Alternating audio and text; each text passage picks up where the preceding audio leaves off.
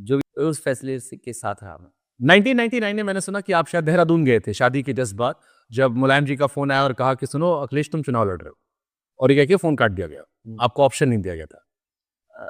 मैं दिल्ली में था उस समय, दिल्ली में। और मैं बाज़ार में गया हुआ था। उस समय मुझे जानकारी मिली कि इस तरह की चर्चा हो रही है। बाद में बताया कि चुनाव लड़ना है। मैंने कहा चुनाव अभी मैं कैसे लड़ सकता हूँ? उस समय मुझे लगता है जो सीनियर लीडरशिप थी पार्टी की, उसने सबने तय किया था, कि नेताजी के घर से कोई लड़े। और जनरल मिश्र जी ने कहा कि नहीं बेटे को लड़ाइए आप चुनाव। आप क्योंकि आर्मी स्कूल में पढ़े, बाहर पढ़ाई की, आपका एजुकेशन अलग रहा, एक नॉर्मल लाइफ मुझे दिखती है। जैसे हम लोगों की लाइफ नॉर्मल लाइफ है, एक लड़की से प्यार, सारी बिल्कुल नॉर्मल लाइफ है। इसमें जब आपको इलेक्शन के लिए कहा गया, आप रेडी थे मेंटली उस टाइम?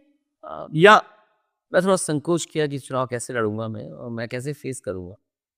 लेकिन जब नेताजी ने मुझे लड़ा दिया, तो फिर पूरे मन से मैं चुनाव लड़ा और उसके बाद ना आज पीछे मुड़ के नहीं देखा, फिर मैं पॉलिटिक्स में ही आ गया। मिर्ज़ापुर वाला डायलॉग याद आ गया, शुरू मजबूरी में कहते फिर मज़ा आने लगा। नहीं मज़ा तो नहीं लेकिन हाँ, उसमें काम करने का बहुत मौका मिलता है और जो आप सोचते हो, जो देखा है आपने, जो करने की इच्छा है, वो सब कुछ कर सकते करियर ऑप्शन था आपके पास दूसरा, पॉलिटिक्स के अलावा? था बिल्कुल क्यों नहीं? बहुत से ऑप्शन थे मेरे पास। तो अगर अखिलेश यादव पॉलिटिक्स में ना होते तो क्या होते आज? मैं पॉलिटिक्स में ही होता। ये क्लियर था। हाँ, लेकिन अब मैं समझता हूँ, अब मैं सोच रहा हूँ, मैं किसी भी जगह गया होता तो अंततः मुझे पॉलिटिक्स में ही आना।